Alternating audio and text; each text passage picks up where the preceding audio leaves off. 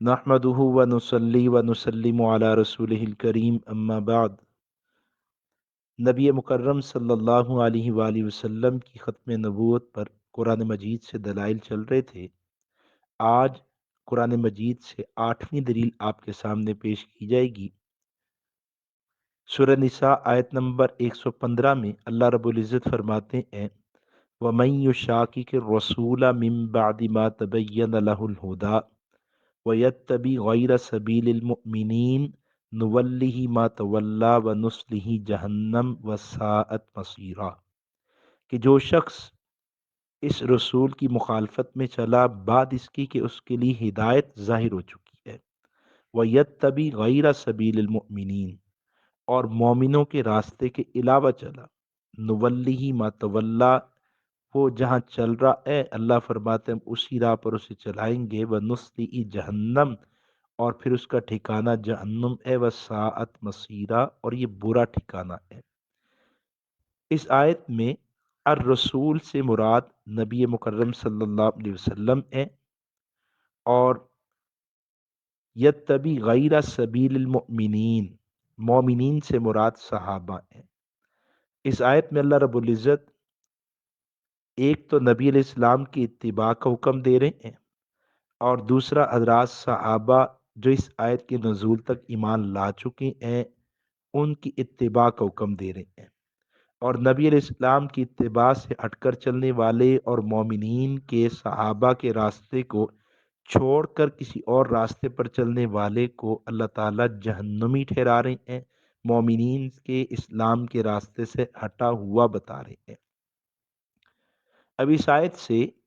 ये बात बिल्कुल वाज़ेह होती है कि नबी अलैहिस्सलाम अल्लाह के आखिरी नबी हैं, और किस तरह से कि अल्लाह ने इस आयत में नबी अलैहिस्सलाम की इत्तिबा को हुक्म दिया है, और नबी अलैहिस्सलाम के बाद जिनकी इत्तिबा है वो हज़रात सहाबा हैं। अगर नबी अलैहिस्सलाम के बाद किसी और को नबूवत मिलना होती तो फिर अल्लाह रब्बुल इज़्ज़त इस आयत में नबी अलैहिस्सलाम की इत्तिबा के बाद उस आने वाले नए नबी की इत्तिबा का जिक्र करते। अल्लाह ताला ने पूरे कुरान मजीद में कहीं भी हुजूर की इत्तिबा के बाद किसी नए नबी की इत्तिबा का हुक्म नहीं दिया, बल्कि पूरे कुरान मजीद में नबी अलैहिस्सलाम की इत्तिबा के बाद अगर किसी की इत्तिबा है, किसी की इताअत है, तो वो सहाबा हैं, मोमिनीन हैं। यहाँ पर ये बात भी अच्छी तरह समझ लेनी चाहिए कि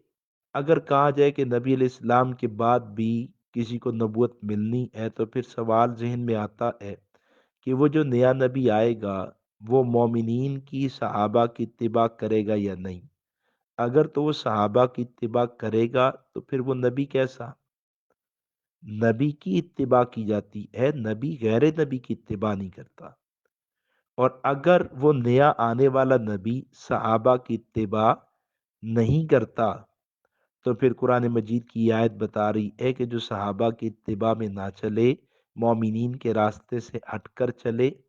सहाबा की इत्तिबा ना करे, उसका ठिकाना जहन्नुम है।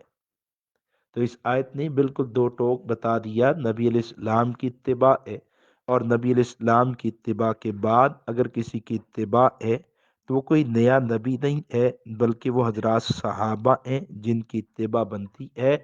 कादियानियों को इस आयत पर भी गौर करना चाहिए और हक की तरफ रुजू करना चाहिए। समझ लेना चाहिए कि अल्लाह रब्बुल इज़्ज़त ने पूरे कुरान मजीद में नबी अलैहिस्सलाम के बाद हज़रात सहाबा की, मोमिनीन की इत्तिबा का हुक्म देकर हमें ये बात बताई समझाई है कि नबी अलैहिस्सलाम के बाद किसी को नबूवत नहीं मिलनी, नबी अलैहिस्सलाम के बाद इत्तिबा है तो वो हज़रात सहाबा की है, और अगर कोई हुज्जत है तो वो हज़रात सहाबा हैं। अल्लाह करीम हमें सही समझ अता फरमा दे।